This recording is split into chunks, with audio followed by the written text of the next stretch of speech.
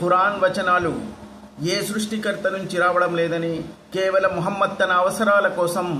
ఆ వచనాలను సృష్టిస్తున్నాడు అనడానికి మీ ఖురాన్ మరియు హదీస్లే సాక్ష్యమిస్తున్నాయి. ఉదాహరణకు సూర్య నిసాలోని ఒక వచనం లా యస్తవిల్ ఖాయిదూన మినల్ ముమినీన అన్న వచనం అవతరిస్తున్నప్పుడు దాని యొక్క అర్థం,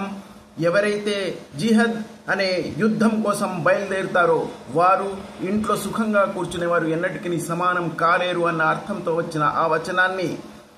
అవతరిస్తున్నటువంటి సందర్భంలో వారి సమక్షంలో ఉన్నటువంటి ఒక ఉమ్ముల్ మఖ్తూమ్ అనే ఒక అంధుడు వెంటనే, ఓ ప్రవక్త, నేను అంధుణ్ణి, నేను వికలాంగుణ్ణి. వెంటనే ముహమ్మద్ ఆ వచనాన్ని మార్చి లా యస్తవిల్ ఖాయిదూన మినల్ ముమినీన గైరు ఊలియ జరారి వల్ ముజాహిదీన్ అన్న పదాలతో